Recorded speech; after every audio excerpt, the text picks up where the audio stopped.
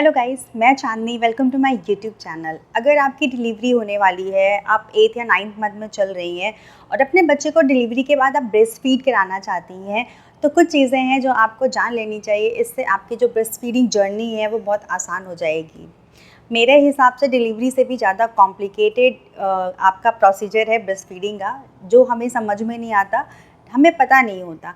जब हम पहली बार माँ बन रहे होते हैं तो हमें आइडिया नहीं होता, हमें लगता है कि ब्रेस्ट फीडिंग तो बहुत नेचुरल है, वो अपने आप हो जाएगी, हमें कोई एफर्ट नहीं करना पड़ेगा। अगर डिलीवरी के बाद कोई भी वुमेन अगर ब्रेस्ट फीड नहीं करा पाती है, चाहे रीज़न कुछ भी हो, या मिल्क प्रोडक्शन कम हो रहा हो, बच्चा लैच ना कर पा रहा हो, या और भी कोई रीज़न हो, तो इस वजह से महिलाओं में डिप्रेशन होने लगता है, मॉम्स गिल्ट आने लगता है, यार मैं अपने बच्चे को फीड भी नहीं करा पा रही, उसे ऊपर का दूध देना पड़ रहा है और इसकी वजह से ये पोस्टमार्टम डिप्रेशन होता है। आप बहुत लो फील करने लगती है। ये मेरा पर्सनल एक्सपीरियंस है। मेरी जो पहली प्रेगनेंसी थी उसमें मुझे काफ़ी प्रॉब्लम्स फेस करना पड़ा ब्रेस्ट फीडिंग रिलेटेड। मेरी सी सेक्शन डिलीवरी हुई थी। मेरी डिलीवरी के बाद मुझे सुनने में मिला था कि मिल्क आने में 3 से 4 दिन का टाइम लग जाता है और मैंने इसी को फॉलो किया। ये मेरी सबसे पहली गलती थी। मुझे क्या लगता था कि जब मेरा मिल्क प्रोडक्शन स्टार्ट होगा तब मैं अपने बच्चे को फीड कराऊंगी। ये भूल के भी मत करिएगा, ये सबसे बड़ी गलती होती है अगर हम सोचते हैं कि जब हमें मिल्क आएगा तब हम फीड कराएंगे। इससे हमारा मिल्क प्रोडक्शन बढ़ता ही नहीं है, मिल्क आता ही नहीं टाइम पे, और अगर आता है तो बच्चा फीड नहीं कर पाता तो ब्रेस्ट में इंगॉर्जमेंट हो जाता है। तो मेरी सी सेक्शन डिलीवरी हुई ऑपरेशन थिएटर में ही। जस्ट डिलीवरी के बाद नर्सेज ने ट्राई किया मेरे बच्चे को लैच कराने का, थोड़ा बहुत उसने मिल्क लिया, लेकिन उसके बाद फिर जब हम अपने रूम में मुझे शिफ्ट कर दिया तो मैंने इतना ब्रेस्ट फीडिंग पे ध्यान नहीं दिया। फॉर्मूला मिल्क ले रहा था, मुझे लगा अभी जब मैं थोड़ा सा नॉर्मल हो जाऊँ, मेरे स्टिचेस के पेन कम हो जाए, आईवी फ्लूइड्स लगे हुए थे, यूरिन कैथेटर लगा हुआ था, तो थोड़ा सा मुश्किल हो जाता बैठना फीड कराना। तो मुझे लगता था कि अभी वो फॉर्मूला मिल्क ले रहा है, लेने दो, जब मैं नॉर्मल होंगी, मैं कंफर्टेबल होंगी, मुझे थोड़ा सा पेन से रिलीफ मिलेगा तो मैं अपने बच्चे को फीड कराऊंगी। दूसरी चीज़ जो मैंने की वो ये कि मुझे इतना डर लग रहा था बच्चे को लेने में, वो इतना डेलिकेट सा था, इतना सॉफ्ट सा था कि मुझे डर लग रहा था कि मैं उसे हैंडल नहीं कर पाऊंगी, क्योंकि ऑलरेडी मेरा सेक्शन हो चुका है, तो मैं खुद को हैंडल नहीं कर पा रही हूँ तो मैं बच्चा कैसे हैंडल करूँगी। तो मैं उसके वो अपने पास नहीं रख रही थी। ये जो होता है ये भी बहुत बड़ी गलती होती है महिलाओं की, कि अपने बच्चे को आपको तुरंत उससे बॉन्ड बनाना चाहिए। आप उसको जितना पास रखेंगे आपकी बॉडी में ऑक्सीटोसिन हार्मोन रिलीज होता है, इससे मिल्क प्रोडक्शन बढ़ता है। तो कोशिश करनी चाहिए जैसे ही अभी डिलीवरी हो जाए अपने बच्चे को जितना हो सके अपने पास रखें, स्किन टू स्किन कॉन्टैक्ट दें। जितना अपने पास रखेंगी, जितना आप में एक मदरली फीलिंग आएगी, हार्मोन्स उतना जल्दी ग्रो करेंगे और आप अच्छे से फीड करा पाएंगी। तो मैंने ये गलती की, मैंने अपने बच्चे को बहुत ज़्यादा पास नहीं रखा। मुझे डर लगता था कि मैं उसे नहीं हैंडल कर पाऊँगी, मैं इसकी केयर नहीं कर पाऊँगी। अब मैं क्या कर रही थी कि मैं मिल्क प्रोडक्शन का वेट कर रही थी कि मैं अपने बच्चे को तब फीड कराऊंगी। मुझे डॉक्टर्स नर्सेस बोलते थे कि आप फीड कराइए, लेकिन मैं लाइटली लेती थी कि अभी मिल्क ही नहीं आ रहा है। मैं अपना ब्रेस्ट प्रेस करके देखती थी, मुझे लगता था मुझे तो मिल्क ही नहीं आ रहा है, तो मैं क्या उसे फीड कराऊँ, तो मैंने फीड नहीं कराया। इसकी वजह से क्या हुआ, मेरे ब्रेस्ट में इंगॉर्जमेंट हो गया, मेरे ब्रेस्ट एकदम टाइट हो गए, इतना ज़्यादा मिल्क उसमें भर गया कि वो निकलना मुश्किल हो गया, बहुत पेनफुल हो गया था। ब्रेस्ट इतने हैवी हो गए थे कि अब उस टाइम पे अगर मैं अपने बच्चे को फीड करा भी रही थी तो वो लैच नहीं कर पा रहा था, क्योंकि ब्रेस्ट इतने टाइट थे कि वो माउथ से उस पर लैच ही नहीं कर पा रहा था, वो सक नहीं कर पा रहा था। और मुझे इतना पेन हो रहा था उसका तो मैं एक्सप्लेन भी नहीं कर सकती। तो हॉस्पिटल की नर्सेस थी, वो सिरिंज से मिल्क को एक्सप्रेस करके मेरे ब्रेस्ट को लूज़ करने की कोशिश कर रही थी। मुझे इंजेक्शन दिया जा रहा था जिससे कि मेरा मिल्क प्रोडक्शन थोड़ा सा स्लो हो और मेरा जो ब्रेस्ट है वो सॉफ्ट हो जाए, जिससे मेरा बच्चा लैच कर पाए।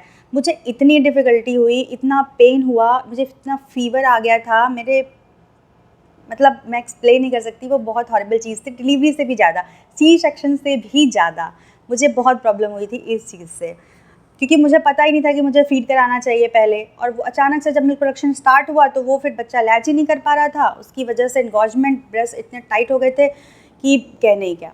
अब मैं फीड करा नहीं पा रही थी, ब्रेस्ट में इंगॉर्जमेंट हो रहा था, पेन आ रहा था, फीवर हो रहा था, लोग डॉक्टर्स बोल रहे थे आप फीड नहीं करा रहे हो, ये आपकी गलती, आपने फीड नहीं कराया, आपको ये प्रॉब्लम हो गई। मुझे होने लगा बहुत डिप्रेशन, मैं फ्रस्ट्रेट होने लगी। मुझे लगता था कि मैं अच्छी माँ नहीं हूँ, मैं अपने बच्चे को फीड नहीं करा पा रही हूँ। तो ऐसी फीलिंग आना बहुत नॉर्मल है, क्योंकि आप ऑलरेडी इतना लो होते हैं और अगर आपको कोई बोल देता है यार आप तुम तो फीड ही नहीं करा पा रही हो, मिल्क ही प्रोवाइड नहीं करा पा रही हो, तो ये बहुत फ्रस्ट्रेटेड फीलिंग होती है। मैंने फ्रस्ट्रेट होकर अपने बच्चे को हॉस्पिटल में बॉटल दे दिया ताकि वो अच्छे से फीड करे बॉटल से। ये मेरी एक और गलती, जिसकी वजह से मेरा बच्चा फिर दोबारा लैच कर ही नहीं पाया। उसको बॉटल ही अच्छा लगने लगा, वो बॉटल में कंफर्टेबल रहने लगा, उसको डायरेक्ट ब्रेस्ट से फीड करने में प्रॉब्लम होने लगी। उसके बाद मैंने कितनी भी कोशिशें की कि वो मुझसे लैच कर ले। मैंने बहुत ट्राई किया 1-2 महीने तक कि वो लैच कर ले, जैसे मेरा मिल्क वो डायरेक्टली ब्रेस्ट फीड कर सके, लेकिन वो नहीं लैच किया क्योंकि उसको बॉटल अच्छा लगने लगा था और जब ब्रेस्ट के कंपैरिजन में वो बॉटल में ज़्यादा कंफर्टेबल फील करता। तो ये आप मत करना, अपने बच्चे को बॉटल कभी भी मत देना। अब इसका जो मेरी सारी गलतियों का नतीजा ये निकला कि मेरा बच्चा डायरेक्ट ब्रेस्ट फीड कर ही नहीं पाया। वो करना ही नहीं चाहता था क्योंकि उसे बॉटल ठीक लगता था। इस वजह से मुझे ब्रेस्ट पम्प से मिल्क एक्सप्रेस करके बच्चे को बॉटल में करके देना पड़ा। मैंने उसको 8 मंथ फीड कराया, लेकिन डायरेक्ट नहीं कराया। अब मैं अपना ब्रेस्ट मिल्क जो है एक्सप्रेस करती थी, बॉटल में भरती थी और मैं उसको फीड कराती थी। तो उसने मेरा मिल्क ही लिया, ब्रेस्ट मिल्क ही लिया, लेकिन डायरेक्ट नहीं लिया। और ब्रेस्ट पम्प से निकाल के फीड कराने में बहुत प्रॉब्लम होती है। आपको पता है डायरेक्ट ब्रेस्ट फीडिंग कितनी ज़्यादा कंफर्टेबल होती है, इतनी आसान होती है, बच्चा बॉन्ड कर पाता है, आपको भी इतनी प्रॉब्लम नहीं होती है क्योंकि आपको हर 2-2 घंटे पे पम्प करना पड़ता है। उसके बाद बॉटल में आप रखो, उसको फीड कराओ, तो ये बहुत बड़ा प्रोसेस हो जाता है। मुझे लगने लगा था यार काश कोई मुझे पहले गाइड करने वाला होता, मुझे काश ये चीज़ें पहले से पता होती कि मुझे क्या करना है क्या नहीं करना है, तो शायद इतनी सारी कॉम्प्लिकेशन नहीं आती, इतनी ज़्यादा प्रॉब्लम नहीं आती और मैं फीड करा पाती अपने बच्चे को अच्छे से डायरेक्टली। तो मुझे ये एक्सपीरियंस हो चुका था। तो जब मेरी सेकंड प्रेगनेंसी हुई, मेरा दूसरा बच्चा हुआ, तो मुझे इतनी प्रॉब्लम नहीं हुई। उसने फर्स्ट डे से मेरा फ़ीड किया, अभी वो 6 मंथ का हो गया है, कंटिन्यू मेरा फ़ीड कर रहा है। मुझे इस बार सेकंड प्रेगनेंसी में कोई प्रॉब्लम नहीं हुई क्योंकि मुझे ऑलरेडी इतना एक्सपीरियंस हो चुका था। मैं इतनी परेशान हो चुकी थी पहली प्रेगनेंसी के सारे जो मेरे एक्सपीरियंसेस थे। तो आपको भी सारी चीज़ें पता कर लेनी चाहिए। ये आप मत सोचो कि डिलीवरी हो जाएगी तो हम ब्रेस्ट फीडिंग के बारे में सोचेंगे, नहीं। ब्रेस्ट फीडिंग की तैयारी आपको डिलीवरी के पहले से करनी है। अगर आप ब्रेस्ट फीडिंग कराना चाहते हो तो आपको समझ नहीं आएगा अचानक से, अगर डिलीवरी के बाद आपको ब्रेस्ट फीडिंग की सिचुएशन आ जाएगी तो आप हैंडल नहीं कर पाओगे। तो कुछ चीज़ें हैं जिनको आपको पहले से तैयारी करनी पड़ेगी। अपनी डिलीवरी से पहले ब्रेस्ट फीडिंग के बारे में सोचने लगिए कि आपको ब्रेस्ट फीड कराना है या नहीं कराना है, कैसे कराना है। उसके लिए आपकी बॉडी में क्या क्या चीज़ें सही होनी चाहिए, क्या क्या रिक्वायरमेंट है जो आपके पास होनी चाहिए, जिससे आपका जो ये जर्नी है वो बहुत हैप्पी हो, बहुत नॉर्मल हो और कोई भी कॉम्प्लिकेशन ना आए ब्रेस्ट फीडिंग में। सबसे पहली चीज़ जो आपको तैयारी करनी है अपने डिलीवरी के पहले, आपको देखना है कि आपके जो निप्पल्स है वो इन्वर्टेड तो नहीं है, क्योंकि अगर आपके निप्पल्स इन्वर्टेड होंगे तो बच्चा लैच नहीं कर पाएगा। निप्पल जो है बच्चे के माउथ में आ नहीं पाएगा, वो लैच कहाँ से करेगा। तो अगर आपके निप्पल इन्वर्टेड हैं तो आपको पहले से ही डिलीवरी के पहले से ही कोशिश करनी चाहिए कि आपका जो निप्पल है वो नॉर्मल पोजीशन में आ जाए, जिसको बच्चा ठीक से लैच कर सके। इसके लिए एक निप्पल पुलर आता है, ये डिस्क्रिप्शन बॉक्स में लिंक दे दूँगी, आप देख लीजिएगा। वो निप्पल पुलर लीजिए, उससे आप डिलीवरी के पहले से ही अपने ब्रेस्ट पर यूज़ करना शुरू कर दीजिए ताकि आपके जो निप्पल्स हैं वो परफेक्टली रेडी हो जाएं, जिससे आप ब्रेस्ट फीड करा सको। अगर आपके निप्पल इन्वर्टेड हैं, छोटे हैं, बच्चे के माउथ में जा नहीं रहे हैं, तो वो लैच नहीं कर पाएगा, वो फीड नहीं कर पाएगा। तो इसके लिए बहुत ज़रूरी है आपका निप्पल का सही होना, बिल्कुल सही पोजीशन में होना, सही शेप में होना, जिससे आपका बच्चा अच्छे से लैच कर पाए। तो आपको निप्पल पुलर यूज़ कर देना चाहिए डिलीवरी के पहले से ही, ताकि जब आपकी डिलीवरी हो तो आपके ब्रेस्ट जो हैं वो सही शेप में रहें। दूसरी चीज़ है कि आप अपने हॉस्पिटल से पहले पूछ लीजिए कि वो ब्रेस्ट फीडिंग रिलेटेड क्या क्या चीज़ें आपको प्रोवाइड कराते हैं। अगर आपको प्रोवाइड नहीं कराते हैं तो आपके पास निप्पल सील्ड भी होना चाहिए। निप्पल कभी कभी क्रैक हो जाते हैं, बहुत ब्लड आने लगता है, बहुत सोर हो जाते हैं, निप्पल्स में बहुत पेन होता है जब बच्चा फीड करता है। तो और हम लगातार ट्राई करते रहते हैं हर 2-2 घंटे पे उसको फीड कराने के लिए, तो निप्पल में बहुत प्रॉब्लम आती है, बहुत पेन होता है, सोरनेस होती है। और अगर आपका निप्पल इन्वर्टेड है, आपने निप्पल पुलर का भी यूज़ कर लिया और आपके निप्पल जो हैं वो सही शेप में नहीं आए हैं, तो आपको निप्पल सिल्ड का यूज़ करना चाहिए। इसका लिंक भी मैं नीचे डिस्क्रिप्शन बॉक्स में दे रही हूँ, आप चेक कर लीजिएगा। तो आपके पास निप्पल सिल्ड भी होना चाहिए। जैसे एक और चीज़, जब आपके ब्रेस्ट जो है वो काफ़ी सोर हो जाते हैं, क्रैक हो जाते हैं, तो उसकी वजह से आपको बहुत पेन होता है और फीड नहीं करा पाती हैं। कभी कभी ये हो जाता है कि इतना पेन हो रहा है तो मैं क्या फीड कराऊँ, हम छोड़ देते हैं। बच्चा जब सक करता है तो फिर बहुत पेनफुल हो जाता है। कभी कभी स्टार्टिंग के टाइम पे ये होता है, धीरे धीरे नॉर्मल हो जाता है, लेकिन स्टार्टिंग में ये प्रॉब्लम बहुत आती है। तो उसके लिए आप कुछ भी यूज़ कर सकते हैं, आप कुछ घरेलू चीज़ें, आप घी यूज़ कर सकते हैं, आप मलाई यूज़ कर सकते हैं, जिससे आपके जो निप्पल है सॉफ्ट रहें और ज़्यादा उसमें पेनफुल ना हो। मैं जो यूज़ करती हूँ, मुझे घी और मलाई से खास फ़र्क नहीं पड़ा, लेकिन हाँ एक क्रीम मार्केट में आती है द मॉम्स को की, जो मैंने यूज़ किया, निप्पल बटर क्रीम है, मुझे काफ़ी रिलैक्स मिला, बहुत फ़ायदा मिला। मेरे निप्पल इतने क्रैक हो गए थे, इवन मैंने सोचा था कि मैं अपने बच्चे को फ़ीड थोड़ा टाइम के लिए ना कराऊँ, बॉटल फ़ीड दूँ, लेकिन ये क्रीम यूज़ करने के बाद मुझे पर्सनली बहुत अच्छा लगा। ये कोई स्पॉन्सर वीडियो नहीं है, ये मेरा एक्सपीरियंस है ब्रेस्ट फीडिंग मॉम की। अभी भी मैं अपने बच्चे को फीड करा रही हूँ, मैं अभी भी यूज़ कर रही हूँ, इसलिए मैं आप लोगों को गाइड कर रही हूँ। मेरा बहुत छोटा चैनल है, मेरे चैनल पे भी स्पॉन्सरशिप नहीं होती, तो ये कोई स्पॉन्सर वीडियो नहीं है, ये मेरा पर्सनल खुद का एक्सपीरियंस है। तो आप चाहे तो ये ले सकते हैं। ये है द मॉम्स को का निप्पल बटर क्रीम, अगर आपको दिख रहा हो तो लिंक मैं नीचे डिस्क्रिप्शन बॉक्स में दे दूँगी, आप देख लीजिएगा। ये जो क्रीम है वो बहुत बेनिफिशियल है, बहुत फ़ायदा करता है, आपके निप्पल को सॉफ्ट कर देता है और आपको पेन भी ज़्यादा नहीं होता है। मैनुअल ब्रेस्ट पम्प भी ले सकते हैं। आप अपने हॉस्पिटल से पूछ लीजिए उनके पास ये फैसिलिटीज़ है या नहीं, कि ब्रेस्ट पम्प की फैसिलिटी उनके पास है या नहीं। अगर उनके पास नहीं है तो आप मैनुअल ब्रेस्ट पम्प भी ले सकते हैं।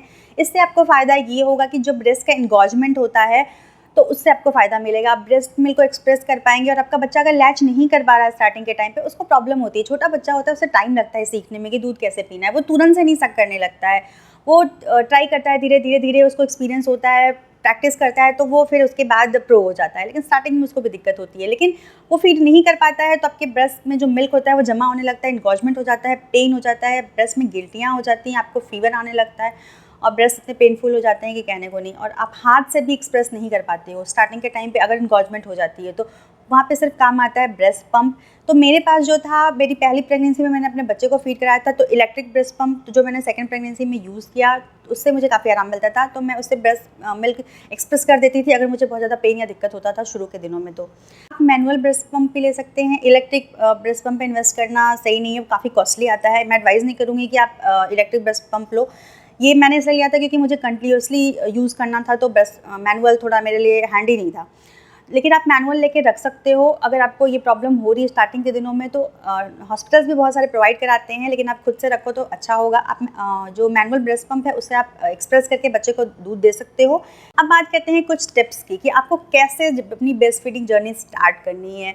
मेरी सेकंड प्रेगनेंसी में मैंने बहुत आराम से, बहुत कंफर्टेबली सब किया। मेरा बच्चा अभी तक ब्रेस्ट फीड ले रहा है। तो आपको सबसे पहले करना है कि आपको वेट नहीं करना है कि आपको मिल्क प्रोडक्शन हो तो आप अपने बच्चे को फीड कराएंगे, नहीं। एज सून एज जैसे ही आपकी डिलीवरी हो जाती है, चाहे सी सेक्शन हो या नॉर्मल हो, कोई भी डिलीवरी हो, नॉर्मल में तो आप आराम से तुरंत फीड करा सकती हैं, सी सेक्शन हो तो थोड़ा सा टाइम लगता है। जैसे आप कंफर्टेबल होती हैं, पहला दिन नहीं तो दूसरा दिन से आप बैठिए और अपने बच्चे को फीड कराना शुरू करिए। हर 2-2 घंटे पे फीड कराइए, दोनों ब्रेस्ट से फीड कराइए, 30 से 40 मिनट एक ब्रेस्ट पे फीड कराइए। अगर वो परेशान नहीं होता है तो कोशिश करिए कि आप उसको फ्रिक्वेंटली हर 2-2 घंटे पे अपना फीड दें। वो फीड ले रहा हो या नहीं ले रहा हो, लैच कर रहा हो या नहीं लैच कर रहा हो, लेकिन आपको कोशिश अपनी तरफ से करनी है कि हर बार जब वो हंग्री हो, रोए, दूध की डिमांड करे, तो आप उसको सबसे पहले अपना ब्रेस्ट मिल्क दीजिए। अगर आपको ब्रेस्ट पे एनगॉजमेंट हो जाता है, दूध जमा हो जाता है, पेन होता है, तो आप हॉट एंड कोल्ड ऑगमेंटेशन भी यूज़ कर सकती हैं। आप आइस पैक लीजिए, अपने ब्रेस्ट को उससे सिकाई करिए, उसके बाद हॉट वाटर बॉटल से सिकाई करिए, उसके बाद हैंड से एक्सप्रेस करिए या फिर ब्रेस्ट पंप यूज़ करिए, इससे आपको बहुत फ़ायदा मिलेगा। तो अगर आपको पेन हो रहा है, दूध निकल नहीं पा रहा है, एनगॉजमेंट हो गया है, तो आप उसको इससे भी निकाल सकती हैं। दूसरी चीज़ सबसे इम्पॉर्टेंट कि आपको कभी भी अपने बच्चे को बॉटल इंट्रोड्यूस नहीं करना है। अगर आप ब्रेस्ट फीडिंग कराना चाहती हैं तो बॉटल अगर उसने ले लिया, उसको निप्पल कन्फ्यूजन हो जाएगा, उसके बाद वो ब्रेस्ट नहीं एक्सेप्ट करेगा। ये मेरा पर्सनल एक्सपीरियंस है, बहुत प्रॉब्लम होती है। तो आप बॉटल उसको ना करें। अगर फॉर्मूला मिल्क भी देती हैं तो कटोरी चम्मच से दीजिए, बॉटल नहीं देना है आपको। ये सारी बातें आपको ध्यान रखनी पड़ेंगी अगर अपने बच्चे को ब्रेस्ट फीडिंग कराना चाहते हैं। तो होपफुली आप इसको फॉलो करके आपकी जो ब्रेस्ट फीडिंग जर्नी रहेगी वो बहुत नॉर्मल रहेगी, बहुत कंफर्टेबल रहेगी, बहुत हैप्पी रहेगी। तो अगर आपको मेरी वीडियो पसंद आती है तो लाइक करिएगा, सब्सक्राइब करिएगा और शेयर भी करिएगा।